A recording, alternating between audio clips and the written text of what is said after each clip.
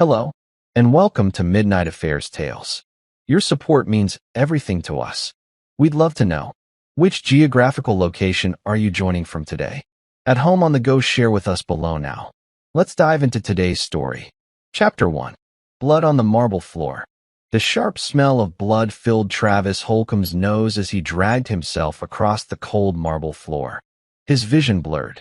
Red smeared behind him like a trail leading to death.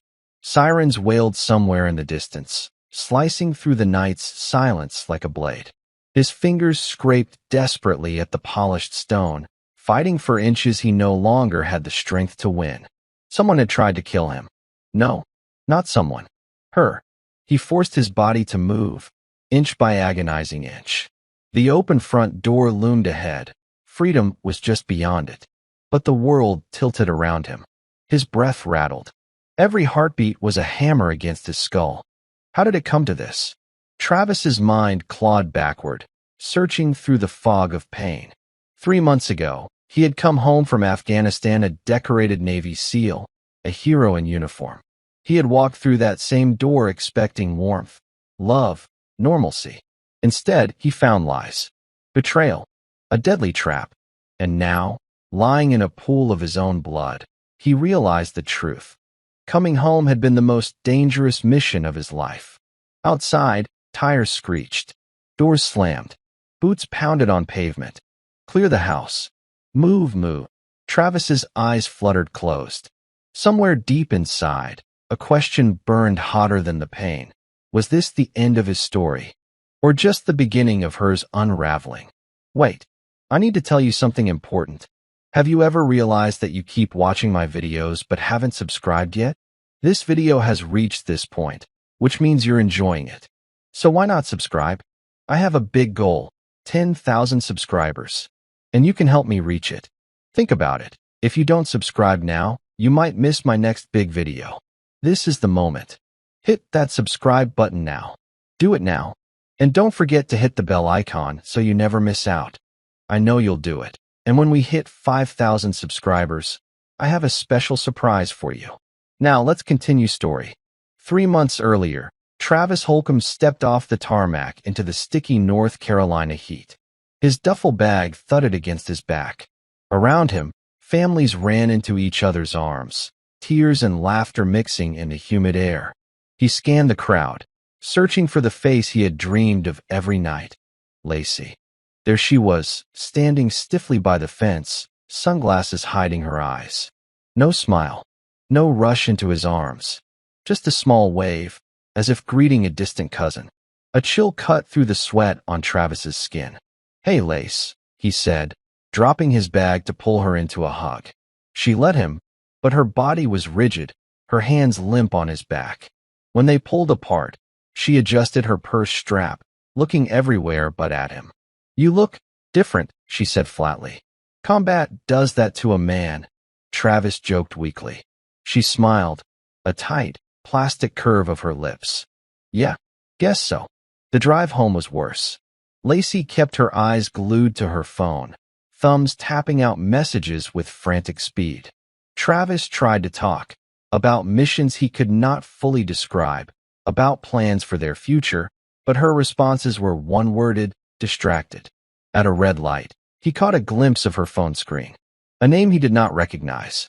A heart emoji. He said nothing. Not yet. Maybe he was wrong. Maybe it was innocent.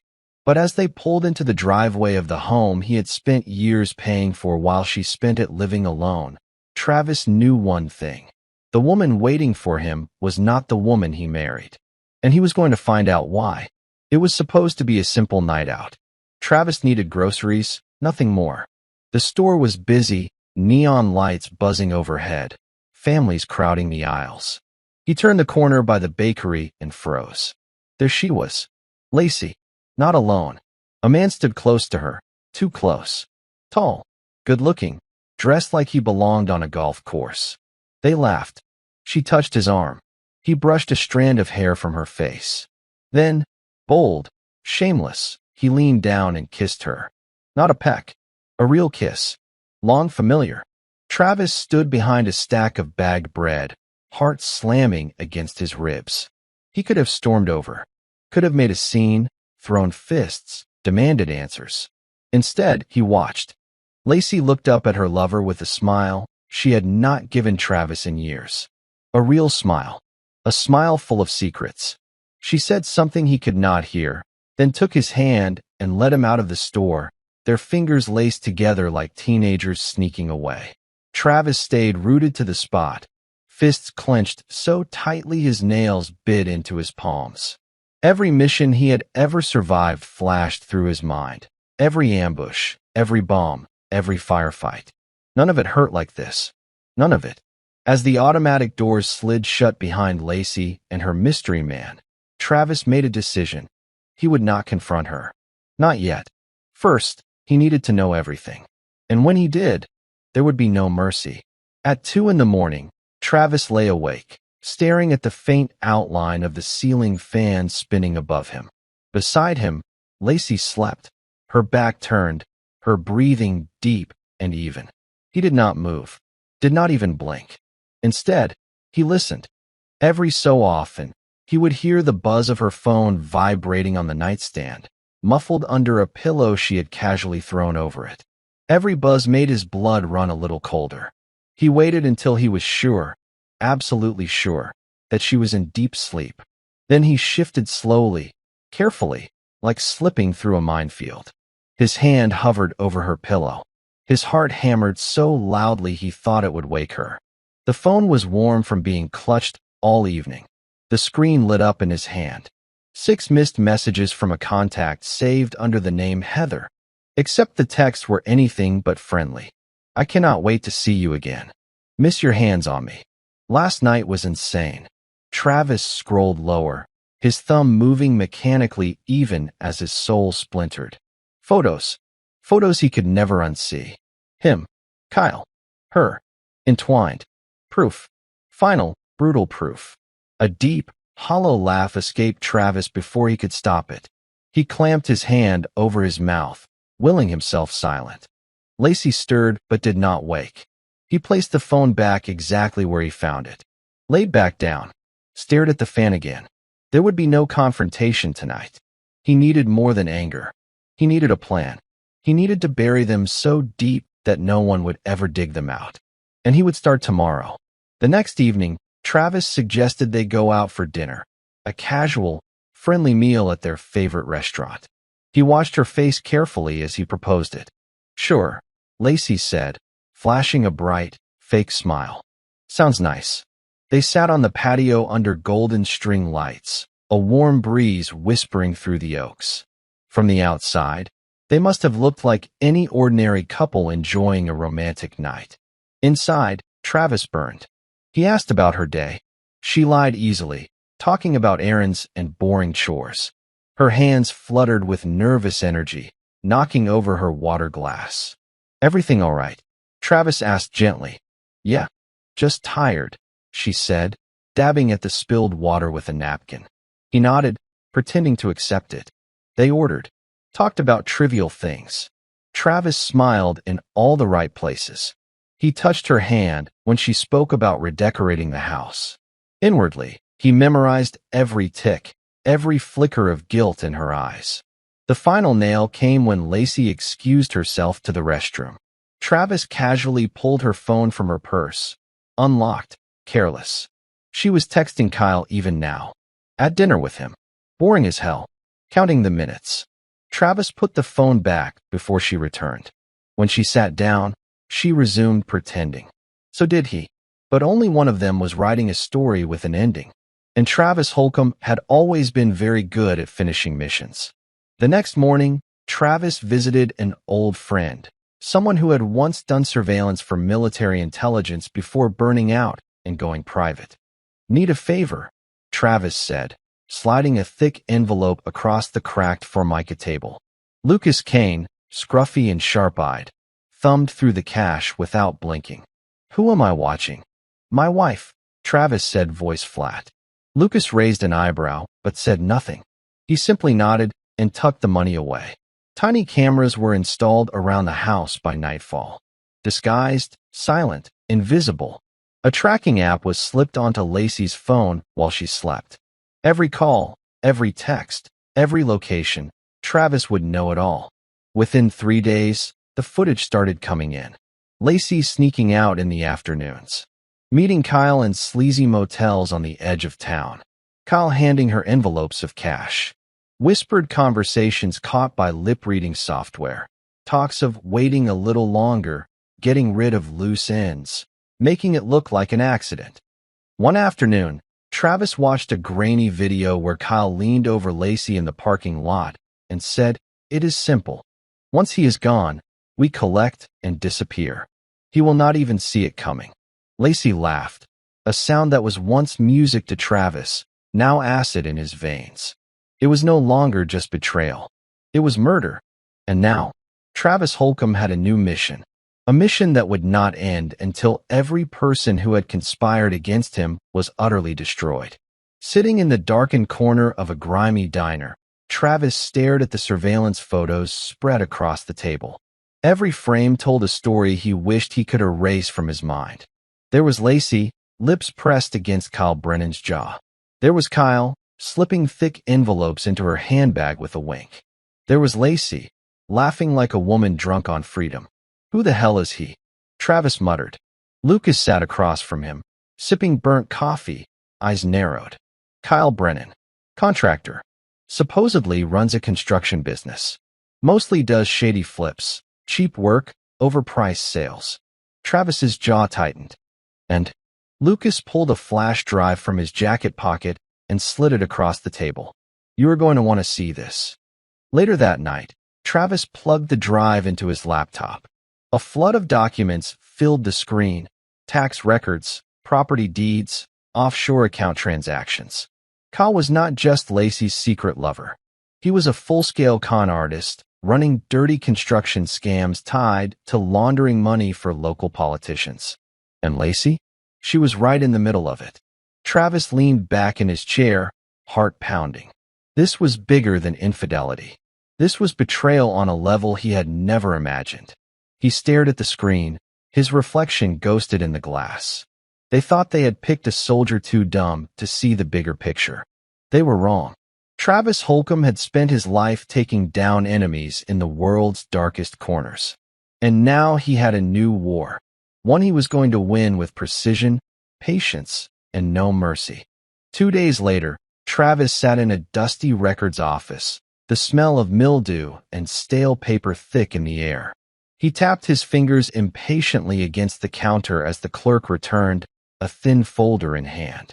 Here you go, the clerk said, sliding it forward. Travis opened it, heart hammering. It was worse than he thought. A new life insurance policy had been filed just weeks before he came home. $3 million. Double payout in the event of an accident. Triple in the case of fatal injuries under mysterious circumstances. Beneficiary, Lacey Holcomb. Son of a bitch, Travis whispered under his breath. Everything made sense now. The forced smiles, the sudden warmth after coldness, the dinners she never used to cook before. She was playing a part, waiting for the right moment to end it all, and him with it. He closed the folder, his mind whirring. She was not just cheating. She was planning his murder. The realization settled over him like wet cement, heavy and cold. He could have gone to the police. He could have walked into a station right then and there and exposed everything. But no, that would be too easy for her. Too merciful. Travis Holcomb had a different plan, a patient plan, a devastating plan. He was going to make sure when Lacey Holcomb and Kyle Brennan fell, they would hit every sharp rock on the way down. At midnight, Travis stood across the street from a dingy bar on the outskirts of town, watching through a cracked windshield. The building leaned like a drunk against the night sky, neon lights flickering over cracked pavement. Inside, Kyle Brennan laughed with a group of rough-looking men, contractors, city inspectors, men who had helped grease the wheels for Kyle's schemes. Travis's phone buzzed quietly. A text from Lucas. Audio live. Hearing everything. He inserted his earbuds, heart pounding. Money clears next week. Kyle's voice crackled through. Once the idiot is out of the picture, Lacey gets her share. Easy. What about heat from the cops? Another man asked. Kyle snorted. Cops are bought. Couple judges too. Nobody is going to look twice. Especially once she cries those pretty tears for her dead hero husband. Laughter. Cold. Cruel. Travis's fists clenched around the steering wheel until his knuckles went white. He had heard enough. He yanked the buds from his ears and leaned back in his seat, staring up at the starless sky. They had it all mapped out, every step. And now Travis had everything he needed to burn their world to ash. But not yet. Timing was everything in war. And this was going to be the most satisfying battle of his life. The plan could not be executed alone. Travis knew that better than anyone. In war, it was not just about firepower. It was about the men who had your back when the smoke thickened and bullets flew. That was why he stood now in the cluttered garage of Cole Maddox, a former SEAL brother who owed him more than a few favors.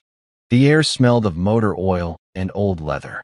Cole, still built like a tank, but walking with a slight limp from a forgotten battle, crossed his arms and studied Travis carefully. "You are sure about this?" Cole asked. "I am not leaving anything to chance," Travis said, voice steady. "I need to disappear. For real. Dead and gone." Cole let out a low whistle. "Damn, man. What the hell did she do?" Travis handed him a file, thin but heavy with meaning. Photos, documents, the insurance policy, the wiretaps, a full dossier of betrayal. Cole's eyes hardened as he flipped through it. "Jesus, she played you like a goddamn fiddle." Travis said nothing. "All right," Cole said finally, clapping the folder shut. "You want a death? We will give them a funeral they will never forget." They set to work immediately. Plans drawn up in whispered conversation. A wrecked car prepared. Burned out IDs created. Bank accounts moved. Alibis woven like a spider's web. By the time the sun rose, Travis Holcomb was as good as dead on paper. But in reality, he had never been more alive. And soon, Lacey and Kyle would learn, too late, that the deadliest thing on earth was a betrayed man who knew how to wait in the shadows. It happened 3 nights later on a lonely stretch of coastal highway, where sea spray kissed the cracked asphalt and mist coiled like living things. Travis's truck, a battered Ford that had seen better years, sat mangled against a rusted guardrail. Fire licked at the edges, hissing into the night. Smoke poured into the sky.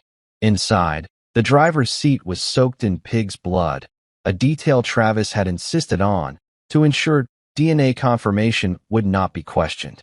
Witnesses were staged, a trucker passing by, a teenager calling it in. By the time first responders arrived, there was no doubt in anyone's mind. Travis Holcomb was dead. Cole watched from the shadows as the stretcher bearing the body was loaded into the coroner's van. In a rented SUV parked half a mile down a dirt road, Travis sat motionless, a hoodie pulled low over his face, hands trembling slightly as he gripped the steering wheel. He watched through binoculars as Lacey arrived at the scene, fake tears streaking her perfectly made-up face, Kyle hovering awkwardly at her side. The cops gave her solemn nods, patted her back. She wailed convincingly. Travis almost admired her performance. Almost. "You better enjoy the show," he whispered into the night, "because Act 2 is going to bury you." He turned the key and drove away, leaving behind a grave with no body and a storm gathering on the horizon. The church was filled with mourners, men and women in dark suits and black dresses, heads bowed, tissues clutched tight. Photos of Travis decorated the sanctuary, smiling in uniform, laughing on beaches, a montage of a life that, according to the world, had been brutally cut short. At the front of the aisle, Lacey stood in a designer black dress that clung too perfectly to her slim figure. Her makeup was impeccable, her sobs theatrical. Kyle Brennan sat 2 pews back, feigning solemnity, his fingers tapping an impatient rhythm against his knee. Travis watched it all from the balcony, hidden behind a column, heart pounding. Every false tear, every whispered condolence, every hollow word only fueled the fire in his chest. The preacher spoke of sacrifice, loyalty, honor, words that meant something once. words that meant nothing to the traders below. As the service ended, Lacey accepted hugs and sympathy, playing the part of the devastated widow to perfection. She even managed to choke out a few thank yous through crocodile tears. Outside, cameras clicked and reporters jotted notes. A local hero lost too soon. And just like that, Travis Holcomb ceased to exist in the public eye, which was exactly what he needed. Because now, hidden behind a mask of death, Travis could move freely. Invisible, unstoppable, and the first move of his true war, the war for justice, was about to begin. The mirror reflected a man Travis barely recognized. The beard was thicker, the hair slightly longer, dyed a shade darker. The cheap glasses perched on his nose completed the illusion. Daniel Reed. That was the name on his new driver's license, social security card, and credit file, all painstakingly created by Cole's contacts in the underground world of new beginnings. Daniel Reed was an ex-contractor, now working in consulting. Travis flexed his jaw, adjusting to the lie he was about to live. It had to be perfect. Across town, Kyle Brennan was expanding his empire, opening a new real estate office, hosting slick ribbon cuttings with smiling local politicians. His grift was thriving. Good. The higher he climbed, the harder he would fall. Using Daniel Reed's identity, Travis rented a small apartment above a laundromat, a place where no one asked questions. From there, he set up surveillance points near Kyle's new office. Cameras, audio bugs, GPS trackers slipped onto Kyle's Cadillac under the cover of darkness. Every move Kyle made, every whispered conversation, Travis heard it all, and he was patient. He documented shady land deals, backroom payments, bribes to building inspectors. It was not enough to simply kill Kyle's reputation. Travis wanted to grind it into dust. Every night, as he reviewed the gathered footage, Travis smiled grimly. Soon, Kyle Brennan would not just lose everything. He would wish he had stayed in the shadows with the rest of the cockroaches. It started small. Anonymous tips to the local newspaper. Questions raised about Kyle Brennan's construction permits. A few whispers among city council members. Did you hear about the shady subcontractors Brennan hires? Kyle ignored them at first, brushing off concerns with his oily charm and bigger campaign donations. But Travis knew pressure. Pressure cracked walls. Pressure broke men. From the safety of his hidden cameras, Travis watched Kyle grow agitated, snapping at secretaries, pacing the halls of his office, drinking more than usual. At a late-night city council meeting, a councilwoman leaned toward Kyle during a vote and whispered, "You have enemies, Kyle. Better be careful." Kyle's smile froze on his face. The seeds were planted. Travis fed the fire with precision, leaking falsified documents hinting at deeper fraud, planting rumors of criminal investigations, slipping anonymous envelopes under the doors of journalists. It was not just about taking Kyle down. It was about making him look over his shoulder at every shadow, question every friend, fear every whisper. Paranoia was a weapon as deadly as any gun, and Travis wielded it masterfully. Sitting alone in his dark apartment, Travis watched Kyle's face on a hacked security feed, the twitch of his eye, the clench of his jaw. Good. Fear was just the beginning. The real storm was still gathering. Lacey Holcomb sipped white wine on the patio of her newly remodeled house, oblivious to the doom circling overhead. Kyle stormed through the French doors, slamming them behind him so hard the glass rattled.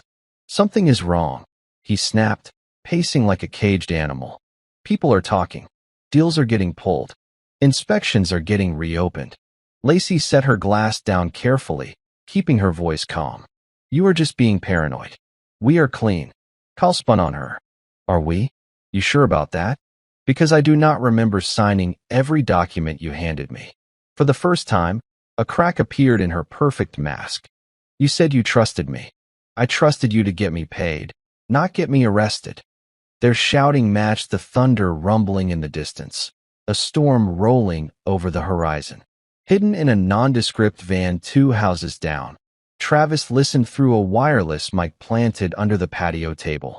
He watched their faces on his tablet, each angry expression captured by the tiny cameras disguised as patio lights. "You are losing it," Lacey hissed, grabbing his arm. "You said we would be free. Rich. Untouchable." Kyle shook her off. "Plans change." He stormed inside, leaving Lacey standing alone, the storm winds tugging at her designer dress. In the van, Travis leaned back, satisfaction curling through his gut. The cracks were spreading. It would not be long now before their entire world shattered into pieces they could never put back together. And he would be there, watching, when it all fell apart. The deeper Travis dug, the filthier the trail became. Late nights blurred into early mornings as he pored over bank statements, land records, and offshore account transfers, all stolen through hidden skimmers on Kyle's devices. Kyle Brennan was not just flipping bad houses. He was laundering drug money through fake construction bids, forging inspection documents, bribing city officials to sign off on unsafe properties. And Lacey, sweet, lying Lacey, had helped set up the shell companies that made it all look legitimate on paper. Travis traced the money trail to a shady financial services firm in Miami, a place that existed only on paper, run by a man with 4 different passports and no real address. He sat back in his chair, the apartment dark except for the glow of his laptop. This was no small-town affair. Kyle had built a criminal empire on Travis's blind trust. And now, it was going to come crashing down like a rotted house of cards. The temptation to act immediately burned in Travis's blood, but he forced himself to be patient. War was won by choosing the ground, not rushing into the fight. He filed the evidence away carefully. He would unleash it when the moment was perfect, when Kyle and Lacey had everything to lose, standing under the brightest spotlight. For now, the noose tightened quietly. Every move Kyle made, every dollar he touched, was a step closer to his own execution. Kyle Brennan thought he was untouchable. He shook hands with city councilmen, slapped backs with dirty inspectors, exchanged wink-and-nod deals with bankers who laundered his cash. But every friend Kyle had made in his rise to power had one thing in common. They would throw him to the wolves the second their own necks were on the line. Travis decided it was time to introduce a little fear into their cozy little world. Using an encrypted account, he sent anonymous packages to Kyle's closest allies, copies of forged permits, lists of payoffs, screenshots of offshore wire transfers. No names attached, no threats, just evidence. The panic began immediately. Within days, Kyle's supposed allies started ghosting his calls. Construction sites were raided by regulators. A city councilman abruptly resigned citing health concerns. The local bank froze several of Kyle's accounts pending internal reviews. Travis watched it all unfold from his surveillance station, sipping black coffee as the empire began to bleed. Kyle paced his office, barking into phones, shouting at employees. Lacey sat stiffly in the corner, pale and silent, clutching her handbag like a lifeline. "Find out who was behind this," Kyle roared, slamming his fist onto his desk hard enough to rattle the glass awards lined up like trophies. But there was no one to find, because Travis Holcomb was already a ghost. And ghosts did not leave fingerprints. Travis knew it was time to escalate. Fear and paranoia were useful weapons, but now he needed undeniable proof that could destroy Kyle and Lacey permanently. He needed them caught, in their own words, sealing their own doom. Late one night, under the heavy blanket of a coastal storm, Travis slipped into Kyle's second-floor office window with a lockpick and the quiet grace only a seal could manage. The office smelled of cigar smoke and ambition. He placed a slim, state-of-the-art recording device under Kyle's massive mahogany desk, a device capable of catching every whisper, every slip. Then he left, unseen, unnoticed. 2 days later, he listened through headphones as Kyle and Lacey met in that very office, whispering urgently. "We are running out of time," Lacey said, her voice tight with fear. Kyle grunted. "The money is safe. Offshore. Even if we get busted, there is no proof linking it back." "What about the fake inspections? The bribes?" Lacey demanded. Kyle's laugh was hollow. We are covered. Trust me. Travis pressed the headphones tighter against his ears, his heart hammering. Every word was another nail in their coffin. I told you, Kyle continued. Worst case, we cash out, disappear to the islands. They cannot arrest what they cannot find. Lacey hesitated, then asked in a whisper, and Travis? There was a pause. Then Kyle's voice, cold and final. He is already dead. Forget him. Travis sat back, the storm howling outside his windows. Dead? No. He was very much alive. And he was going to make sure they wished he had stayed buried. The offshore accounts were Kyle's safety net. $1 million tucked away under fake names, layered through shell companies across the Caribbean. Travis had found them all. It had taken weeks of painstaking work, hacking disguised behind proxies, brute force attacks masked by digital noise. He had pulled in an old contact from his SEAL days, a ghost named Jenna Cross, who specialized in making money vanish. Sitting in his dim apartment, Travis watched as the final account drained. Line after line of zeros updated on his screen. By morning, Kyle Brennan would wake up to find his hidden fortune frozen, flagged, and irreversibly tangled in international legal disputes. Jenna's message blinked on the screen. Your rats are broke. Enjoy. Travis allowed himself a rare smile. This was more than revenge. This was justice with precision. Kyle and Lacey thought they could buy their way out. Skip town with stolen millions. Not anymore. When the hammer dropped, they would have nothing left to cling to. Not money. Not friends. Not even each other. Travis leaned back, staring at the city lights outside his window. The war was nearing its crescendo.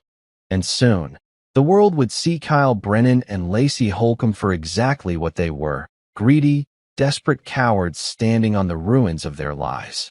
The crash was sudden and brutal. Kyle stumbled into his office, face white as ash, a phone clutched so tightly in his hand the plastic casing cracked.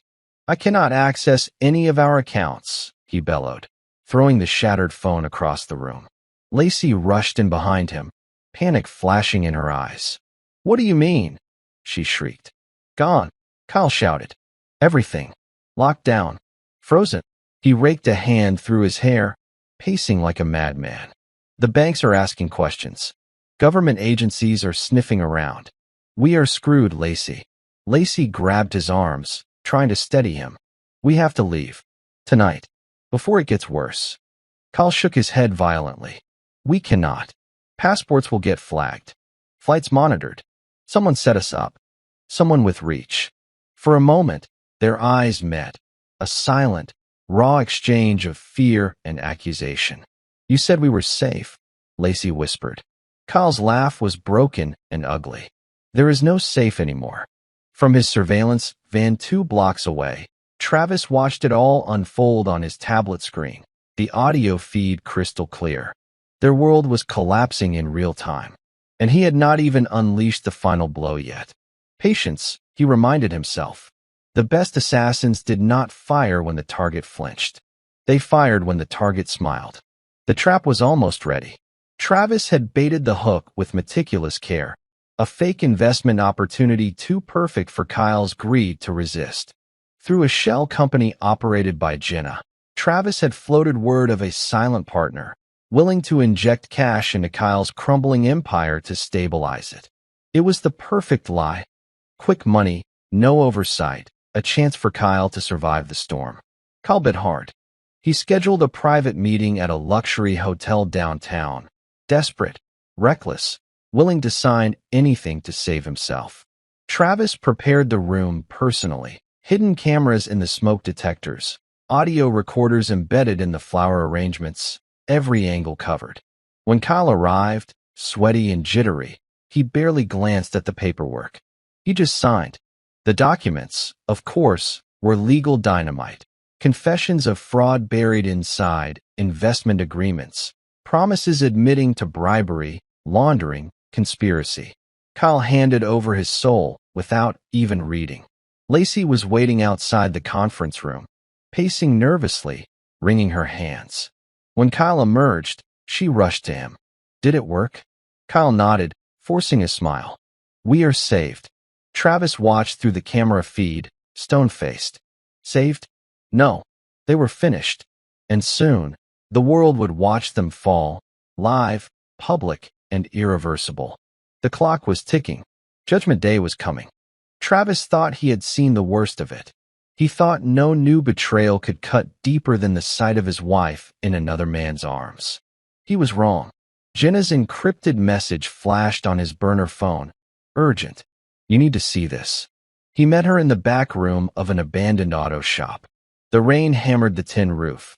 Each drop a drumbeat of tension.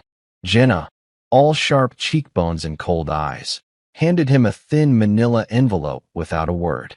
Inside were medical records, bank statements, private emails, intercepted through channels Travis would rather not ask about. He skimmed them once. Then again, his breath caught. Lacey had been to a private clinic 3 months ago, a fertility consultation, and not with Kyle Brennan. The father listed on the forms was another name entirely. A high-profile city councilman. Married. Powerful. Dangerous. The affair with Kyle had been a cover. A distraction.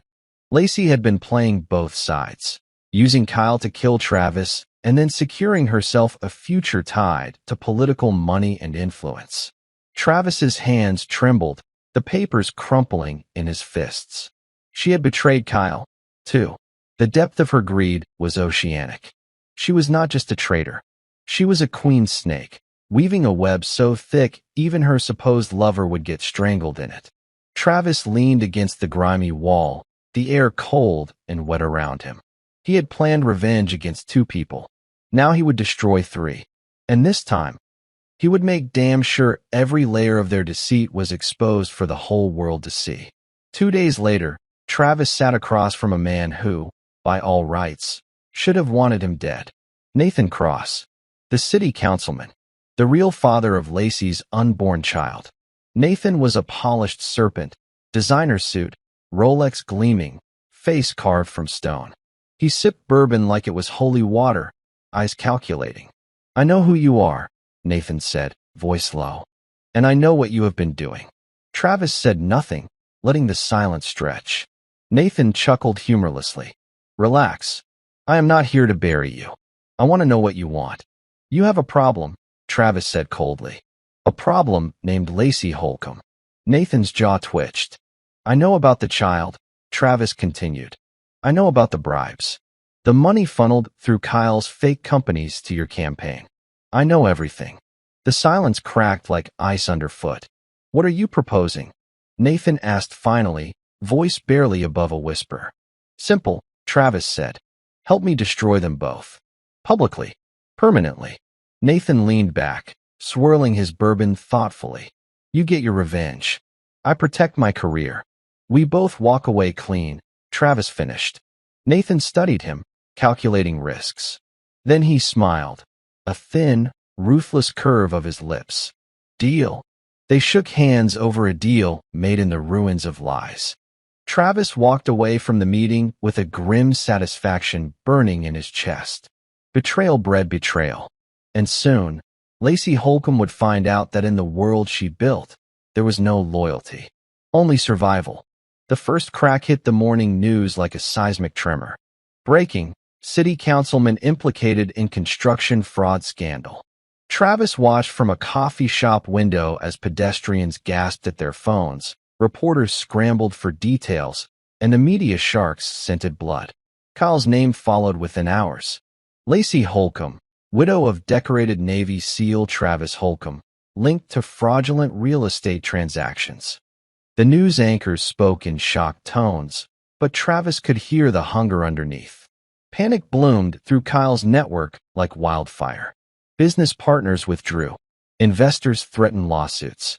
Political allies vanished like smoke in a storm.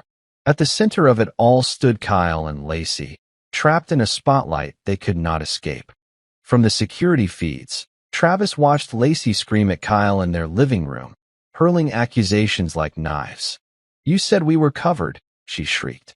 Kyle threw a bottle against the wall, shattering it into 1,000 shards. You lied to me first. Outside, reporters camped on their front lawn, cameras flashing, microphones thrusting forward. Travis leaned back in his chair, the bitter coffee cooling in his hand. The downfall had begun, and soon, it would not just be whispers in the dark. It would be headlines, indictments, handcuffs, everything they had stolen. The money, the future, the fake happiness, was slipping through their fingers like sand. And Travis Holcomb would be there to watch every glorious second of it. Kyle Brennan sat alone in his darkened office, the rain tapping a frantic rhythm against the window pane. His phone buzzed on the desk, another angry text lighting up the screen. Investor pulling out. Client threatening lawsuit. City regulators demanding audits. Kyle buried his face in his hands, breathing ragged. Every contact he reached out to, every friend he thought he had, was cutting ties, vanishing like cockroaches under a spotlight. The walls were closing in. Lacey stormed in without knocking, soaked from the rain, hair plastered to her face. "You promised me," she hissed. "You promised me we would be untouchable." Kyle laughed, a hollow, broken sound. "No one is untouchable, Lacey. Not when rats start talking." She crossed the room in 3 angry strides, slamming a manila envelope onto his desk. Travis, watching through the surveillance feed, leaned closer. Kyle opened the envelope with trembling fingers. Inside were court summons, financial audits, subpoenas. "They are coming for us," Lacey said, voice shaking. "You have to fix this." Kyle stared at the papers, then at her. "You," he said slowly, voice full of venom. "You were supposed to be the smart one, the careful one. Now look where we are." Lacey's eyes filled with tears, but they were not tears of sadness. They were tears of pure fear. Outside, the sirens began to wail, not for them yet, but soon, very soon. And Travis Holcomb smiled in the darkness, savoring every second. Late that night, Lacey sat alone in the living room, the house silent around her. The wine bottle on the table was half empty, the glass tipping precariously in her hand. She pulled out her phone, hesitating only a moment before opening the encrypted recording app Kyle had installed, the one they used when discussing anything too dangerous to trust to memory. She pressed record, her voice low and trembling. "If you are hearing this," she whispered, "then it means everything has fallen apart." She took a shaky breath. "I never loved Kyle. He was just a way out, a means to an end. Travis deserved better. I know that now." Another breath, a jagged sob slipping through. "We killed him. We planned it. We made it look like an accident so we could collect and disappear. But it was never supposed to get this big. I just wanted a way out. I did not know Kyle would drag me into this deeper mess." Her hand shook so badly, she nearly dropped the phone. "I am sorry, Travis," she said finally, voice cracking. "I am so sorry."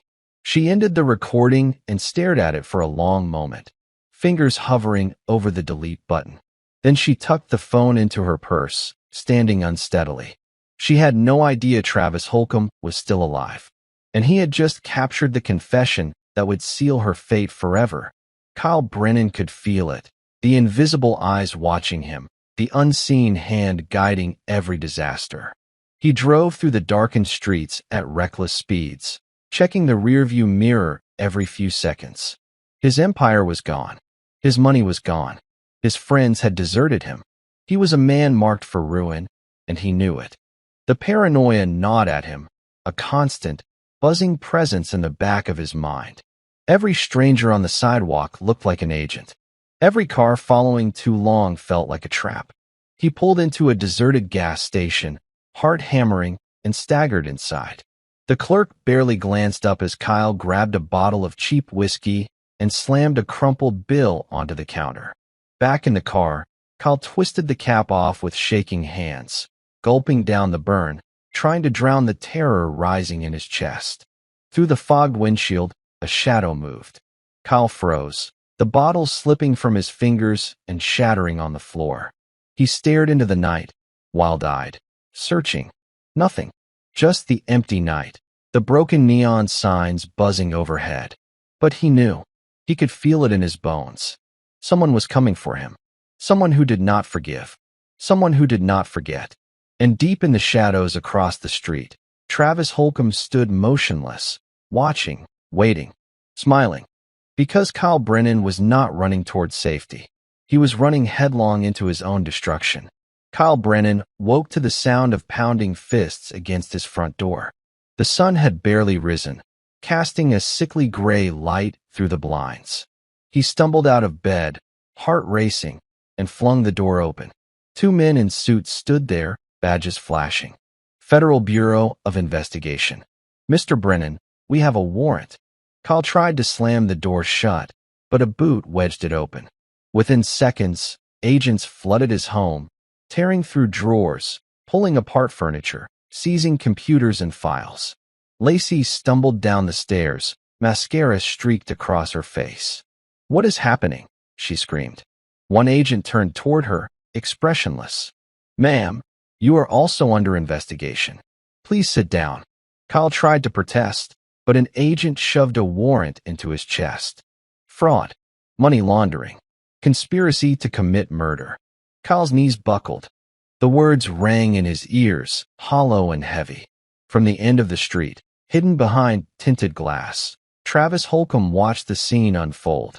He had tipped the feds himself, of course, packaging the damning evidence so neatly even the laziest agent could not ignore it. He leaned back in his seat, satisfaction coursing through him. This was not just revenge. This was annihilation. Kyle and Lacey were being torn apart, piece by piece. And the real destruction had not even begun yet. Inside the sterile interrogation room, Kyle sat with his head in his hands, sweat dripping from his temples. Across the metal table, a federal agent laid out photo after photo, evidence of fraudulent contracts, offshore transfers, illicit deals. "Care to explain these, Mr. Brennan?" the agent asked calmly. Kyle could barely speak. He glanced at Lacey through the two-way glass. She sat in another room, pale and shivering, clutching a tissue with trembling hands. They had separated them. Of course, classic strategy. Kyle knew the game. He also knew Lacey would fold before he did. She was weak. She always had been. "I want a deal," Kyle said hoarsely. The agent raised an eyebrow. "You want to talk?" Kyle nodded desperately. "I can give you everything. Just get me out of this." The agent leaned back, folding his arms. "Start talking." Kyle did. He confessed everything. The bribes, the scams, the fake permits, even the plan to kill Travis. And while he talked, every word he said drove another nail into Lacey's coffin. Because Kyle Brennan was not a loyal man. He was a survivor. And if it meant throwing Lacey Holcomb to the wolves to save himself, he would not hesitate. From a nearby surveillance room, Travis watched the confession unfold. Every lie exposed. Every secret dragged into the light. The web he had spun was closing. And soon, the final trap would snap shut forever. The gala was supposed to be Kyle and Lacey's comeback. A dazzling charity fundraiser at the city's grandest hotel, meant to remind everyone that they were still powerful, still connected, still untouchable. The chandeliers sparkled above polished marble floors. Laughter and clinking glasses filled the air. But beneath the surface, tension simmered like a pot ready to boil over.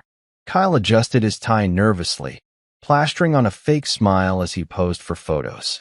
Lacey floated through the crowd, beautiful and brittle, her smile cracking at the edges. They had no idea. Not yet. Travis moved through the crowd like a ghost, dressed in a crisp black suit, unnoticed, unseen. In his pocket, a small device, a simple trigger. Above them, hidden among the lights, the projector waited, loaded with the footage, the confessions, the evidence. The timer was set. At exactly 9 p.m., the grand ballroom's giant screens would flicker to life. Not with fundraising goals or feel-good speeches, but with the truth. The dirty, blood-soaked truth they had spent years hiding. Travis slipped into a shadowed corner, checking his watch. 5 minutes to go.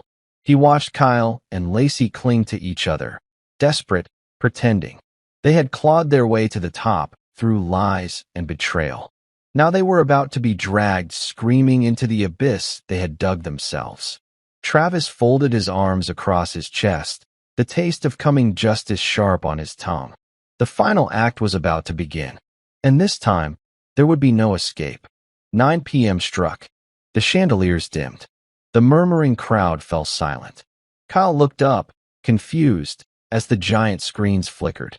At first, a photo, a smiling Travis Holcomb in uniform, heroic and proud. A ripple of whispers moved through the room. Then came the footage. Secret recordings. Kyle, drunken and smug, bragging about laundering money. Lacey, confessing her part in the plot to kill Travis. Wire transfers. Bribery. Fraud. Each clip played in brutal, undeniable clarity. Gasps filled the ballroom. Phones came out, cameras flashing. Kyle staggered back, face ashen. This is fake, he shouted, his voice cracking. Lacey gripped his arm, nails digging deep. Who did this? She hissed. The answer came before either of them could blink. Travis stepped onto the stage, stepping out of the shadows like a ghost risen from the grave. Alive, breathing, smiling. The room froze.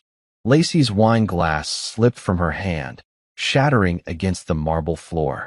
Kyle stumbled back a step, sweat pouring down his face.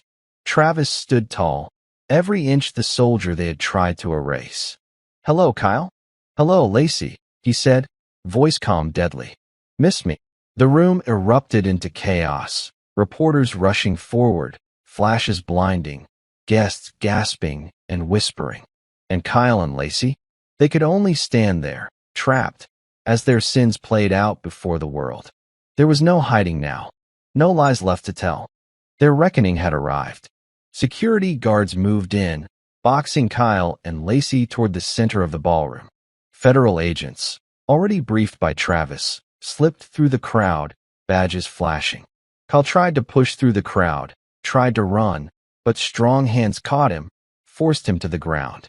You are under arrest for conspiracy to commit murder, fraud, and money laundering. An agent barked, snapping cold steel cuffs around Kyle's wrists. Lacey shrieked as agents moved toward her. I did not know. I did not know, she sobbed, mascara running down her cheeks. Travis stepped forward, staring into her wide, terrified eyes. You knew, he said quietly. You just thought you would never get caught. Lacey crumbled, sinking to her knees on the marble floor. As Kyle and Lacey were dragged out in front of flashing cameras and shouting reporters, Travis stood alone on the stage. Unbreakable, unshaken, alive. He had not just survived their betrayal. He had conquered it. And now, the world would know the truth they tried to bury with him. Outside the hotel, flashing lights bathed the night in red and blue. Reporters shouted questions. Mr. Brennan, how long have you been defrauding the city? Lacey Holcomb, did you really plot to kill your husband? Travis Holcomb, how did you survive? Kyle ducked his head, face twisted in rage and fear. Lacey sobbed, hiding her face behind trembling hands. Travis walked calmly past the chaos, hands in his pockets, feeling the cold night air fill his lungs. A reporter shoved a microphone in his face. Mr. Holcomb, what do you have to say about the people who betrayed you? Travis paused, looking directly into the camera. I trusted them, he said simply. They chose greed. I chose survival. With that, he walked away, the sounds of justice ringing behind him. Kyle and Lacey were shoved into separate black SUVs, doors slamming shut with finality. The city they had used and corrupted turned its back on them without hesitation. Their empire was in ruins. Their reputations shredded. Their futures erased. And Travis Holcomb? He walked into the night a free man, not just free from their betrayal, but free from the past they tried to chain him to. Over the next few weeks, the fallout rained down like acid. Kyle Brennan's construction empire collapsed. Bankruptcy filings, lawsuits, asset seizures. Everything he had built crumbled into dust.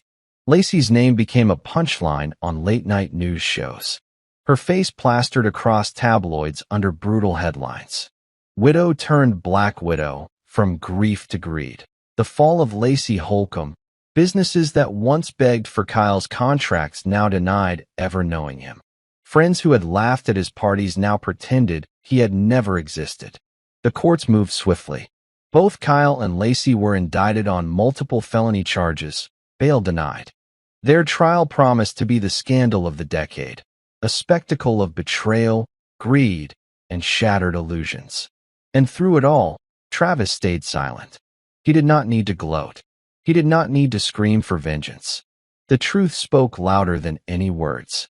Standing on a rocky bluff overlooking the Atlantic, Travis watched the tide wash over the jagged rocks below. The past was gone, wiped away, and in its place, freedom. Real freedom. The kind you earned in blood and fire. And Travis Holcomb had earned every single breath of it. The courtroom buzzed with hushed whispers as the verdicts were read. Guilty, guilty, guilty. Each word hit harder than a hammer on stone. Kyle Brennan sat slumped in his chair, face hollow, staring at the table in front of him. His once proud frame now seemed small, shriveled under the crushing weight of judgment. Lacey sat rigid, her hands folded so tightly her knuckles turned white. She refused to cry. She refused to look at Travis, who sat in the gallery, calm and silent. The judge delivered the sentences with grim finality. 30 years for Kyle. 25 years for Lacey. Financial restitution. Asset forfeiture. Permanent public disgrace. The courtroom emptied slowly, the echoes of justice lingering in the air. Travis remained seated for a long time after the others had gone. He did not feel triumph. He did not feel pity. He felt peace. They had destroyed themselves. All he had done was hold up the mirror. When he finally stood, he glanced one last time at Lacey Holcomb, the woman who had once been his whole world. She did not meet his eyes. Good, because there was nothing left to say, nothing left to save. The old house stood silent as Travis pulled into the driveway, the engine of his truck rumbling low. The paint had faded. The porch sagged, but it was still standing, just like him. He stepped inside, the air thick with memories. Photos still lined the walls, snapshots of a life that seemed like it had belonged to someone else. Someone younger, someone more naive. He moved through the rooms slowly, methodically, tossing out old furniture, packing up what mattered, burning what did not. In the backyard, under a clear, cold sky, he fed the flames. Wedding photos, anniversary cards, love letters that had once meant the world. He watched them curl and blacken in the fire, the smoke rising into the stars like a final goodbye. By the time the fire burned out, Travis Holcomb felt lighter, cleaner. The ghosts were gone. The chains had been cut. And for the first time in a long time, he could breathe without pain. Later that night, Travis sat at the kitchen table, a single sheet of paper in front of him. The pen felt heavy in his hand. He began to write, not for her, but for himself. Lacey, I loved you once. Maybe more than I should have. Maybe more than you deserved. You had a choice. You chose greed over loyalty, lies over truth, death over love, and you lost everything. I hope it was worth it. I am not writing to forgive you. I am not writing to forget you. I am writing to end you. He signed it simply. Travis, he folded the letter, placed it inside an envelope, and held it over the flame of a candle. The edges curled, blackened, and finally collapsed into ash. Some things did not deserve to be sent. Some things needed to burn. Travis watched until the last ember faded, then stood, stretching the stiffness from his back. Tomorrow was a new day, and he intended to meet it with no weight holding him down. Weeks later, Travis stood before a crowd in the town square. A ribbon of blue silk stretched between two oak posts. Behind him, a new building gleamed in the sunlight, a Veterans Resource Center, funded not by charity, but by the blood money Travis had stripped from Kyle and Lacey's frozen assets. He had refused to profit from revenge, but he could build something better with it, something good. The mayor smiled warmly as he handed Travis the ceremonial scissors. You have given this town something to be proud of again, she said. Travis nodded quietly. No speeches. No grandstanding, just action. The crowd applauded as the ribbon fell, and Travis stepped back, letting others surge forward. Young men and women in uniform, families who had lost loved ones, people who understood what sacrifice truly meant. He watched them for a moment, then turned away, hands in his pockets, walking down the sunny sidewalk. The past was behind him. The future was uncertain. But for the first time in years, he was free. Travis Holcomb had not just survived betrayal. He had built something stronger from its ashes. And that was the real revenge. The kind that lived on long after the liars and traitors had been forgotten. The ripple effect of Kyle and Lacey's downfall stretched far beyond their broken lives. The city they had poisoned for years was finally waking up. Corrupt officials resigned quietly or were dragged into courtrooms. Dirty businesses crumbled under federal investigation. New leadership rose. Men and women who had not been bought and sold. Travis watched from a distance, sitting on the bench outside a quiet coffee shop downtown. The air smelled different now, cleaner, sharper, like a storm had passed and left the world scrubbed raw. Old neighbors who had once turned blind eyes now nodded at him respectfully. Veterans approached to shake his hand, gratitude shining in their eyes. He accepted the thanks with quiet dignity, offering simple nods and few words. He had never done it for recognition. He had done it because it was right, because some things were worth saving, even if you had to burn down the rot first. Travis sipped his black coffee, feeling the sunlight warm his scarred hands. The town had a second chance. So did he, and he was not going to waste it. That night, Travis stood in front of his bathroom mirror, staring at the man reflected back at him. He hardly recognized the face. There were new lines around the eyes, new scars beneath the surface, a hardness carved into the bones. He ran a hand over his jaw, studying himself in the dim light. He was not the man who had left for war years ago. He was not the man who had come home expecting love and found betrayal. He was something else now, something forged in fire and sharpened by pain. And he was proud of it. Travis leaned closer to the mirror, meeting his own gaze without flinching. "You made it," he whispered. Not without scars, not without loss, but he had made it. And he was not going back. He turned off the light and walked away from the mirror without hesitation, leaving the past behind like an old, empty shell. Tomorrow, he would start living, really living, and no one would ever take that from him again. Travis did not want revenge anymore. He had taken it. He had seen Kyle and Lacey fall. He had watched them stripped of everything: power, wealth, dignity. But closure was something different. It was not about vengeance. It was about facing the past and refusing to let it chain you anymore. He knew he needed to see her one last time. He visited the county jail, the grim building crouched behind barbed wire fences. The guard led him through cold halls to a small visitation room. Lacey sat on the other side of the glass, pale and thinner, orange jumpsuit hanging off her like a warning sign. Her eyes widened when she saw him. For a long moment, neither spoke. Finally, Travis picked up the phone. She mirrored him. "You are alive," she whispered. "Very much," he said, voice calm. "I am sorry," she said immediately, desperation in her voice. Travis shook his head. "Save it," he said simply. "I did not come here for apologies." Tears welled up in her eyes. "Then why?" He leaned closer, his voice like steel. "To tell you that you do not own me anymore. Not my life. Not my soul. Nothing." Lacey pressed her forehead against the glass, sobbing. Travis set the phone down gently and walked away without looking back. He felt no hate, no rage, only freedom. True, final freedom. And it tasted sweeter than he had ever imagined. The sun dipped low over the horizon, casting long shadows across the coastal cliffs. Travis stood at the edge, the salty wind tugging at his jacket, the endless sea stretching before him. In his hand, he held a single dog tag, the one he had carried through every battle, every betrayal. He closed his eyes, remembering all the things he had lost. Friends, family, trust, pieces of himself, but also remembering what he had gained. Strength, wisdom, peace. He kissed the dog tag once, then threw it far out into the ocean. It flashed once in the dying light before vanishing beneath the waves. A clean break. A final goodbye to the man he had been. He turned away from the edge and walked back toward the town, toward life, toward whatever came next.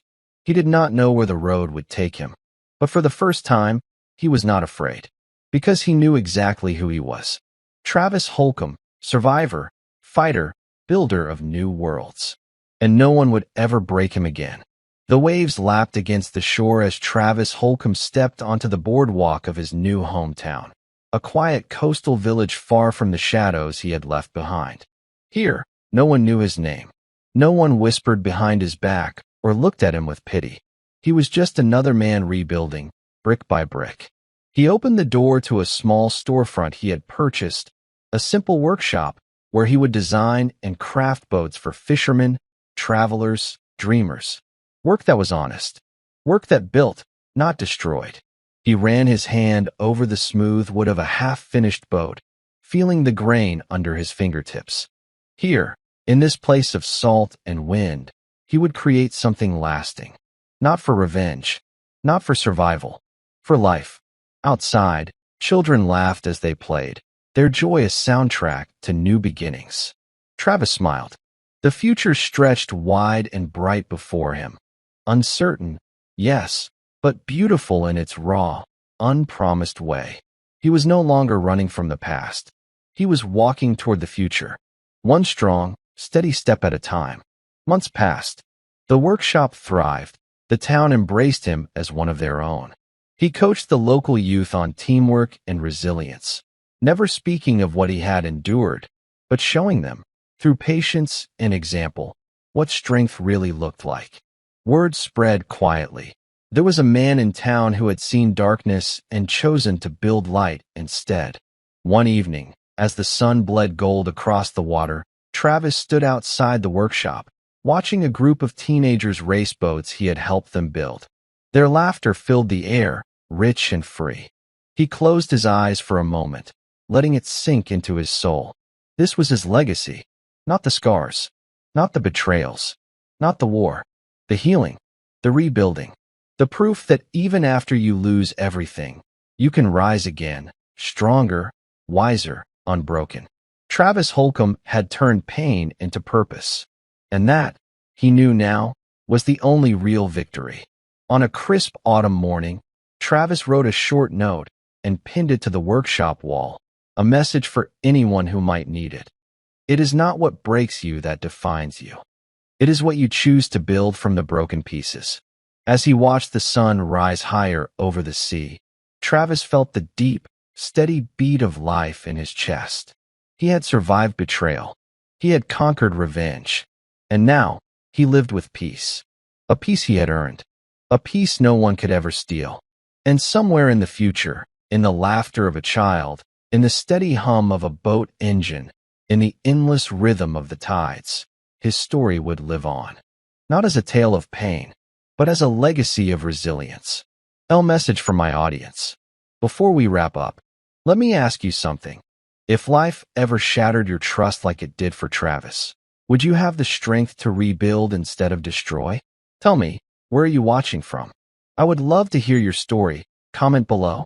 And if this journey touched your heart, even a little, please like and subscribe. Not because you have to, but because it keeps us together for the next adventure. See you very soon in another epic revenge and thriller story. Until then, take care of yourself, because you are stronger than you know.